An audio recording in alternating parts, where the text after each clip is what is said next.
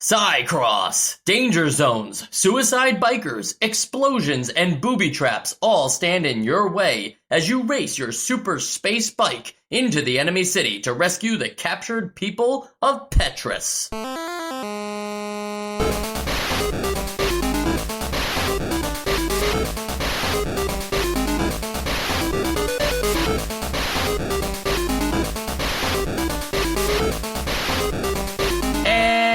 And welcome to Nostalgia, a chronological exploration of every NES game released in North America. I'm Mike. I'm Sean. And I'm Joe. And, I was flipping with you guys beforehand, Seicross. I think we landed that Seicross would be like a submarine-style game, but I hold no responsibility if I butchered this altogether.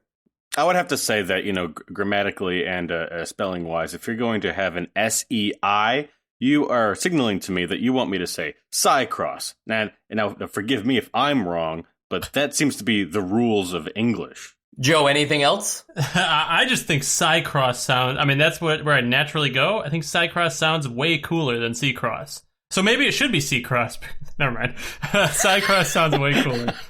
There's got to be a missed opportunity here, though, right? For Seicross to be C-Y, cycle, because this is bikes and cycles. Well, I was thinking more right. Psy, the Korean pop star, P-S-Y cross. Oh, that would be pretty cool, too, but that would imply that it was a psychic-type Pokemon. I was thinking more like S-I-G-H, because it's kind of like what you do when it's all right, next week is Seicross. Psy. Yes. Okay, I understand. Rough. All right. There's a lot of things going on here. This game, Seicross, for those of you that don't know, is a arcade game that gets ported over to the NES. Nihon Busan was the team that brought us Magmax. Remember Magmax? I remember Magmax. Cool. So they are also bringing us Seicross here. And to be honest, I think Magmax had a lot going for it that just didn't quite deliver on. But Seicross... it had legs. Yes, it had legs. Legs for days. Seicross doesn't quite have all that going for it. Sean or Joe, would you guys mind giving me an overview on Seicross for the uninformed? I can give you a brief idea. That's all I want, of it. Brief. Story aside, you're riding on a tiny little Tron style bike, is how I imagine it, going across what looks like the neck of a guitar or something, and you're just flying around shooting at things, kind of like a shmup. And it also feels a little like you're racing these people, but really you're just trying to get to the end without... you're trying to get to the end and pick up as many hostages as you can without dying. I can add on to that. Please do, because I did a terrible job. I'm actually going to get a little bit more personal in this. So in the first level, it's sort of like you're racing these guys. I wouldn't say that they're on Tron-like motorcycles. It's more like a more emasculated Tron-like Vespa. And you are going across the neck of a guitar, sort of.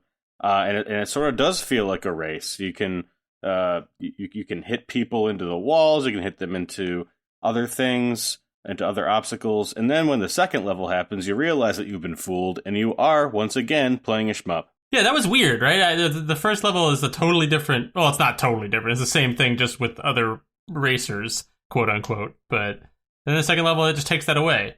And I don't want anyone to get confused when we say race. You usually think fast-paced, heart-racing excitement. None of that's really here. There's just other people. Yeah, well, this is an auto-scroller, so you actually can't really do much in terms of racing. Right. But I guess if you say vroom, loud enough to yourself, you might think that you're racing. You could say, I am speed and ka-chow a lot. I am speed.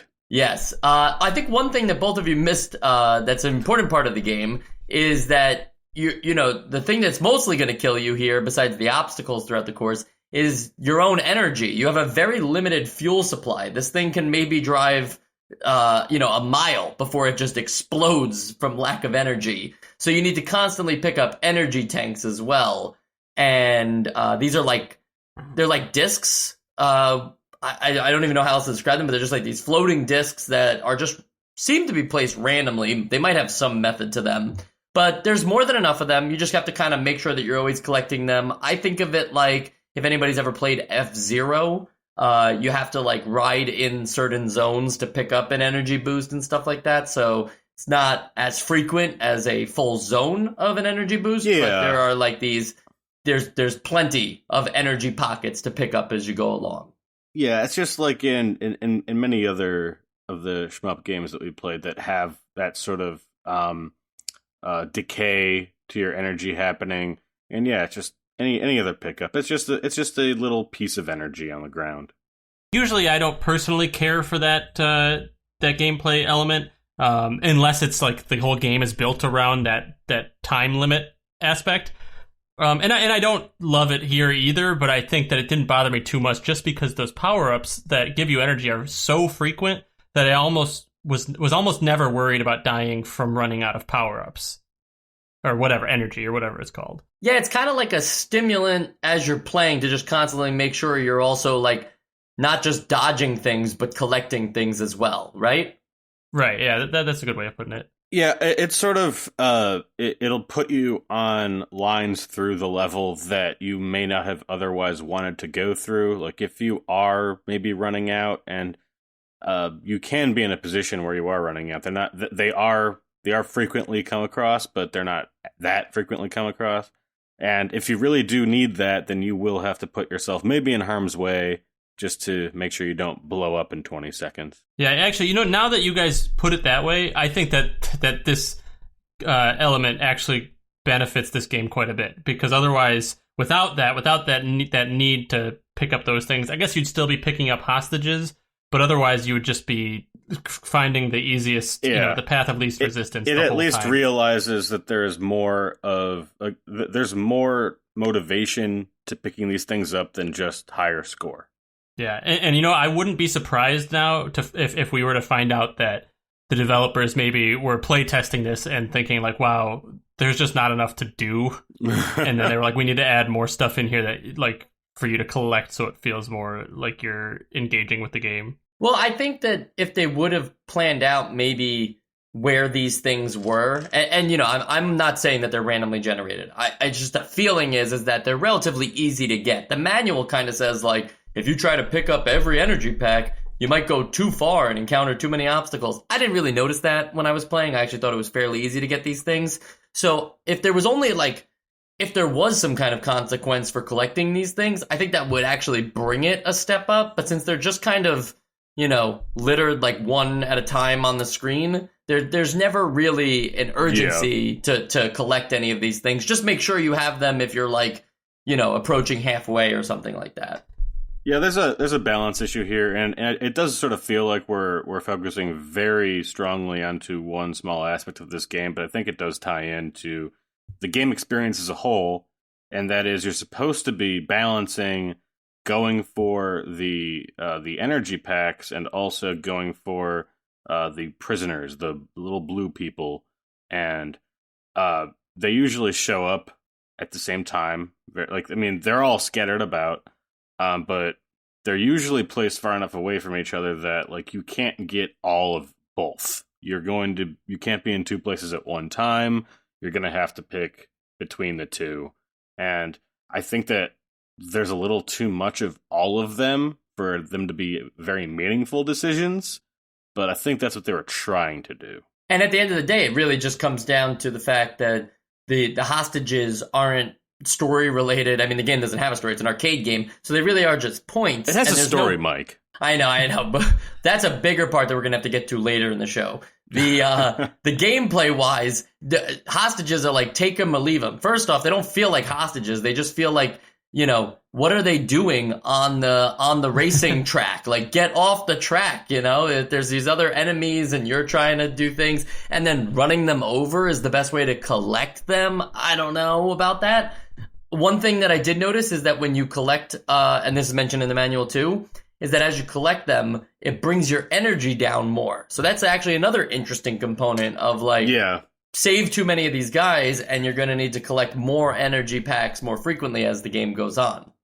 One thing about clown cars is that while as you may be able to fit an infinite amount of clowns into one, it does still add mass to the object. So if you get too many, you may collapse into a singularity, and that's not good for your miles per gallon. You know what I'm saying? So you have these different bikers, right? There's these enemy bikers. There's these enemy bikers, and there's like these obstacles littered throughout the screen. You have these energy packs. You have the hostages to save. There's power-ups to collect. But I don't know about you guys. It did feel, at least for the first few, like the first time going through it, it felt pretty empty. Even though there's all these different things. I think the manual lists 23 different characters, and I never really felt like I was overwhelmed how you are in a shmup, where a lot of times it's like they spoon feed you the characters one by one at the start, but then by like the second level it's just enemy overload. That never really happened here. What about for you guys? I think a big part of that I noticed is that like there's not really that many enemies that like come at you. It's all just kind of avoiding them as you're moving, other than the other bikers that kind of come up from behind.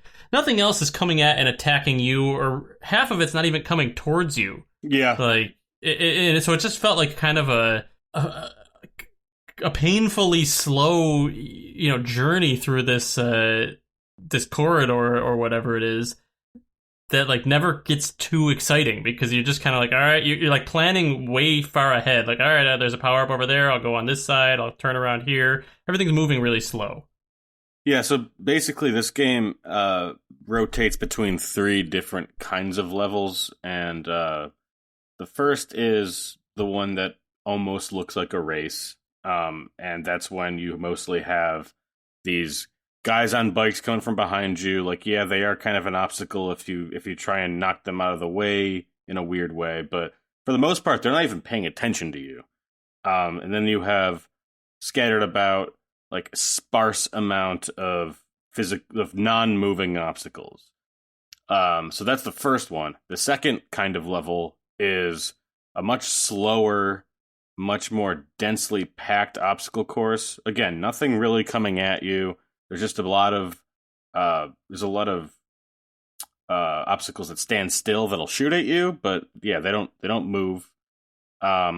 And then there's a very short one at the end where I guess it's sort of like a boss fight, and there are some enemies that will move towards you, but they're very predictable. They're very slow. It's a kind of like anti-shmup in that way. And in that regard, Sean, I think that third stage, even that, it is a little short, but that's where things just all of a sudden really ramp up with like a tank / dinosaur character. And obviously the dinosaur. Right. And alien creatures and this thing called the brain. These things are weird and they just show up randomly, and then you go back because it is a cycled arcade game. You go back to Zone 1 and all of a sudden it's just motorcycle riders again, and it feels strange to be like, okay, the story seems to be that you are riding against other riders. You get like off course. You go through a obstacle course of sorts, only to find out that dinosaurs have taken over the planet and mechanized themselves, and now you have to fight them in order to save all the hostages. That's the story as I perceive it. Shouldn't that be fucking awesome, though? Like, mechanized dinosaurs like that? You'd think that would be what would keep bringing you back to this game. Is this a prequel to what's it called? Turok? No, it's not dinosaurs I'm thinking of anyways, but what the heck is it? The game with the robot animals everywhere, the PS4. Horizon Zero Dawn, yes. It's a bit of a stretch. It's a bit of a stretch. Because they're not dinosaurs, are they? Or are they? There are dinosaur-like creatures in that game, yes. Gotcha. I think the problem here is back that to the show. It's uninspired character designs here. I described for you a dinosaur tank. Imagine if I told you that the dinosaur itself was actually just a silhouette. Yeah. That you don't actually get to see, like, it's not this gigantic Tyrannosaurus or Triceratops. It's just like the silhouette of a crocodile on top of what looks like a broken tank. The way that you describe it makes me less and less happy to be here, Mike. I'm sorry about that. There's also like dinosaur fossils that you can I think you shoot them and they're worth points or something. Yeah, little guys come out and you have to shoot them and get more points. It's a weird system. There's also little rock formations that if you shoot that, you get points, and little stars come out. It's just like there's no internal logic, like many games of this generation. But it's all about scoring points. It's just scoring points. You can tell by a manual where it lists the enemy name and then immediately underneath it how many points it's worth. You can tell what kind of game you're playing. You can also tell what kind of game you're playing when it just starts to make up semi-scientific sounding words to describe those characters, just to make it seem like it has a little bit more depth to it, and makes it really just embarrasses itself. What, like vegetal cannon? Yeah, like it's a vegetal cannon. You know, like just that idea. It does feel like Seicross should have had a comic tie-in of sorts just to help, like, explain all this stuff. Or add some lore. I mean, the deep lore is there. I mean, it's in the manual. Sean, do you want to walk us through it a little bit? I mean, so basically, you're on the planet Colura. And there's different tribes. One is the Petras, and that's you. You're a Petra. And that's all the little blue guys. All around the place. Those are Petras too. They were very civilized. They ate their meals with spoons and forks. They had manners. They owned, like, you know, very intricate web weavings.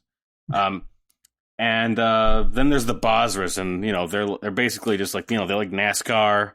They like steak. They're well like done. the barbarians in the Civilization games. Yeah, exactly. They're the barbarians. And then I guess they turned into dinosaurs. I don't know. But you know, they took over the world, and you ride this thing called the Gilgitt Petras. I don't know if that's supposed to mean, if that's Petra for like Vespa. And that's the story. I mean, it's written as if it was like a 12-year-old that had an idea and wrote it down, and like they thought that if it had more than one paragraph, it kind of looked professional. Yeah, I thought it was written like it was somebody telling you the idea that they have for a story that they're going to write. But like it hasn't been written yet. These are my notes for the story. Yeah. And I also noticed that, like, if you look at the characters, if you look at like the player character, the Gilgitt Petras, like just below him is the Basrah biker, who looks kind of cool. You know, he's got like the helmet with like the visor, you know, with the glass like front on, and he's like leaned forward and everything. Your guy looks like he's like a paper boy or something. Yeah, he's got like a helmet with like a chin strap on and like a little your visor. Character looks straight out of King of the Hill. Yeah, exactly. And everyone that you're fighting looks much cooler, except for the ones that are just like geometric patterns. Yeah, Triangle Wall is my favorite character. Because it's under characters. It's a B-level energy cannon, though. Just don't forget that. Don't you think it's weird, though, that like they call it the Gilgitt Petras, like as the name of the bike or whatever, and that's like calling it essentially like the Tesla Sapien. You know, like like the name of their people is also the name of their bike.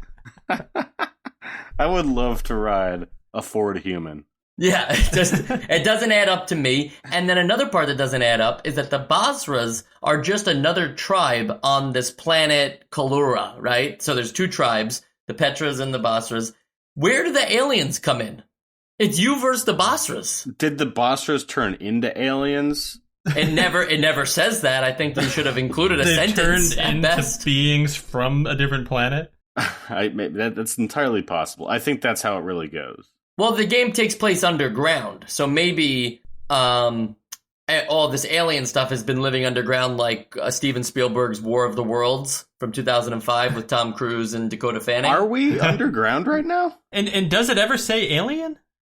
It says alien in the manual. Aliens. Yes. Yeah. Well, maybe it's talking to us, since this is not the planet Earth. Like us as the reader, we should be considering all these people aliens. And to answer your question, Sean, I could be reading that incorrectly, but the idea is that the Petras were driven underground because the Basrahs were too violent. So, Mike, obviously, you're going to miss a lot in this game if you misunderstand deep lore like that. The Petras were forced underground, most of them, but you have been sent out after they developed the Gilgitt for you, to go and pick up all the guys that like forgot to go underground, because you're above ground. If you look at the art on the box, you're clearly above ground. There are stars. There's a black hole up there. So I just think you need to check yourself. Understood. I will check myself at the door next time. I do love the idea that the people you're rescuing forgot to go underground. They're like, oh shit, was that today? The day we were gonna run away from the Basrah? Yeah, they got stranded. They ran out of gas. Their bikes exploded on the way there. Well, I thought it said that they were ex-prisoners, like they escaped, but now they need you to they need a ride. They barely escaped. Okay. And don't they look like like cartoon British police? Yeah, I'd say so. Yeah. So thank you for agreeing with me there, Sean. While we're on the subject of the story, though, I think it's important to note that apparently both Seicross and Mag Max are based on a true story. The poster reads based on a true story in big text, with with a big shadow drop behind it on true story. It says in a little box, it really happened in the year 2342. Space monsters were attacking Earth. Only you and Mag Max could save us. Meanwhile, on the planet Colura, the barbaric Basrah tribe has captured the people of Petras. The space cycle is your only hope. Now, I don't know about you, but the way I read that, it's like whatever happens on the planet Colura is not in your hands. Like you're busy dealing with Mag Max and saving us. And then they're like, meanwhile, on this other planet, there's a whole heap of problems. But don't worry, because you and Mag Max are going to save Earth. That's just a very strange marketing scheme of just saying based on a true story. I'm looking at the poster right now too, and I'm just a little overwhelmed by it. I'm not sure what's going on here. Well, I guess we'll have to wait until 2342, about the time that we finish the podcast, to find out if any of this stuff actually happens. If FCI actually is a psychic. Right, and if they're not just kid stuff. Yeah. Maybe that's why it's Seicross. Psychic. Yeah, they knew the future. Yep, absolutely. Another vote for Seicross there. We should include that on our Essential Games vote later in the episode. We'll include a vote for how we think this is pronounced. Okay. And spelt, for that matter. You'd be surprised to find out there's absolutely no sequels and spin-offs. There's absolutely nothing on development. Nihon Busan doesn't talk about their games at all, and FCI are the ones porting this for North American audiences, so they could care less if you like the games or not. They just want you to buy them. So the only thing really left to talk about here that I think is interesting is just that we've been playing a lot of hard NES games, those things that are described as like Nintendo hard back in the day. We've been playing a lot of those recently. This game was not challenging at all to me, and to be honest, that's a little refreshing in its own right. I'd be pissed if I bought it, but to play it like this, it was fine. Yeah, it's weird to sort of contextualize your feelings on the game. I mean, we've been doing it, but it's weird to say, I kind of like this game just because, I have to play all of them, and this one's bad in a different way, or something like that. Well, that's what I'm saying. Yeah. I guess I wouldn't use that as a hard and fast this is a pro for this game, but yeah, for us, a meta commentary. Yeah I think that's exactly it. I don't want to play this on my own anyway, but because I have to play it and it's bad, I'm thankful that it's also not hard. It's true. So buy this game.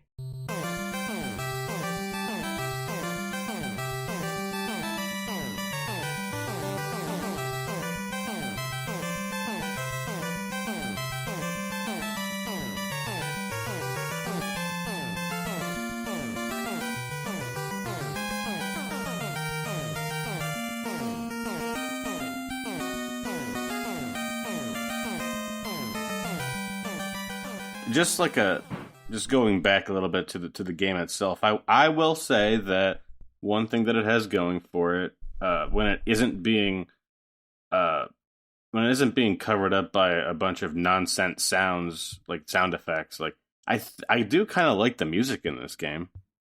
If you guys remember the music, I remember the music. Yeah, I think there's something there. It's definitely better than the stuff that we've been getting, because a lot of the, like in terms of arcade games too, because those arcade games usually when they get ported over to the NES, they have like the same sounds for all of them. So this was interesting, but also it's following Racket Attack, which had a very long, interesting soundtrack, like a very diverse set of music. So it is a tough act to follow. I also thought I don't remember disliking it, but it was just the one track, right? For the most part, at least it was longer than 10 seconds. I'm just fishing for things now, I guess. Well, that's okay. It's important to fish. There's no fishing in the game, though, too. Mm-hmm. So that's another strike against check it. Mark. Yeah. Mm-hmm. More games need to. What did this game not learn from Red Dead Redemption 2? Or what did Red Dead Redemption 2 not learn from this game? It does work both ways. Yeah, they didn't give the motorcycle any testicles. I did notice that. Yeah, you never got to like comb your motorcycle's mane. All right, we're obviously fishing now, so I think we've decided a lot of things, but we need to decide whether Seicross is an essential game or not, and we're going to do that in the Essential Games list. Welcome to the Essential Games list. All right, since you want to start it so badly, why don't you just go ahead and vote? All right. I can't really do anything to make our listeners right now feel any sort of suspense as to where I'm going to vote this. Usually I am pretty like forgiving to a lot of games. Like this game just was not fun. There was nothing that I particularly enjoyed about it. I mean, I guess it's weird because I can't really find like a glaring like, wow, this is atrocious. There was just like the combination of everything feeling so dull to me just made it for like an uninspired experience. So I'm gonna say not essential. And how do you pronounce it? I pronounce it Seicross, and I'll spell it Sigh because I sigh. Understood. Very clever. And you were the person who came up with that, so I'll allow it. Right. I will make that joke twice on this podcast. Yes. Sean, will you vote? I actually. Oh, okay. I'm just taking control of the whole essential game. I won't vote.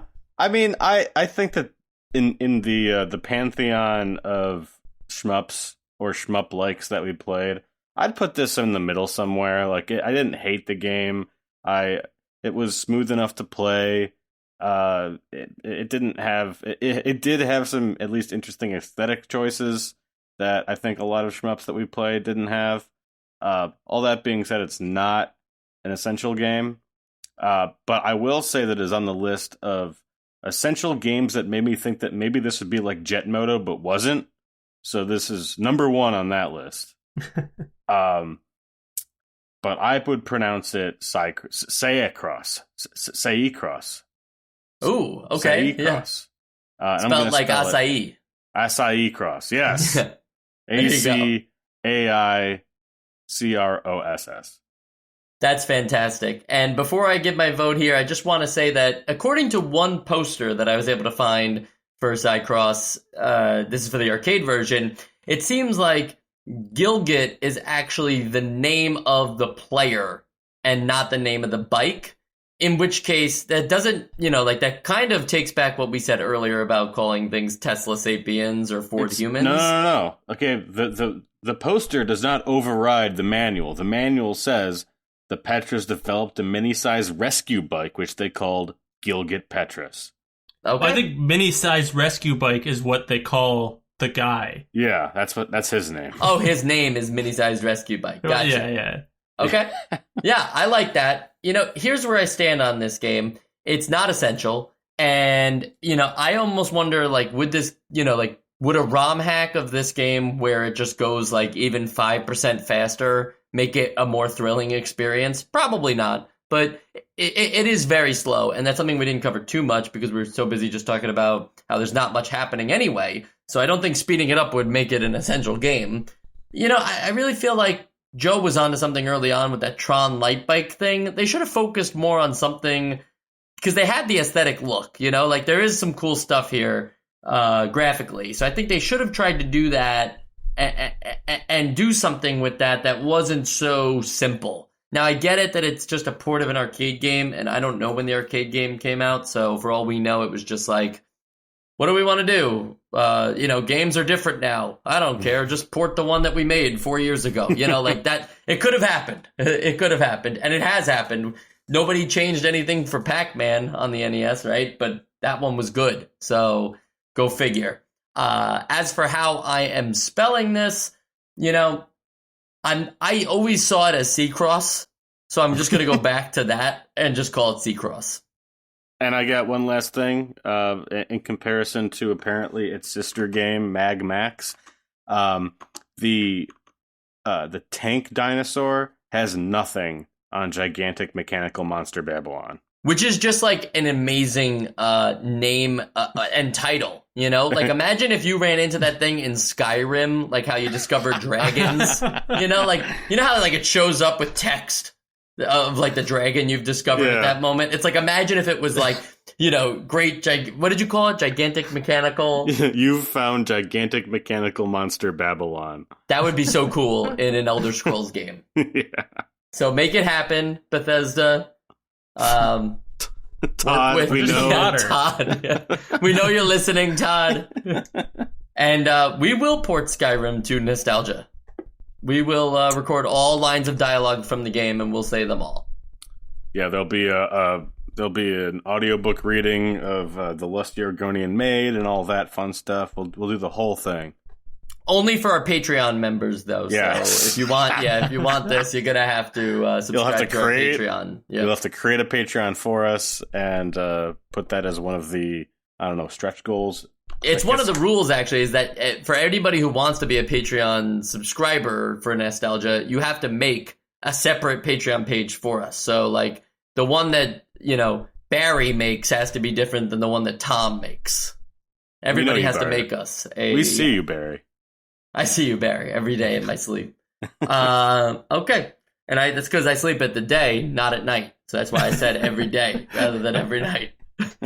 Joe, anything to say? You've been a little quiet? No, I've just been listening, you know. Just I got nothing to add to your sleeping habits. Okay, that's good to know. Next week we have Spy vs. Spy from Mad Magazine. Did you guys ever read Mad Magazine growing up? Oh, I used to. Yeah, when I was a kid, I got them at the library. The best way to get them. I didn't really, but you know, I'm aware of all the little segments of it. He's with it. I didn't know that they were a part of it. I did not know that they were a part of Mad Magazine. Those two cone-headed spies. They were fun-ish. Not really. It was never really that good. We'll see. Yeah, I don't like the kid. Yeah, he looks weird. What's his name? Mad?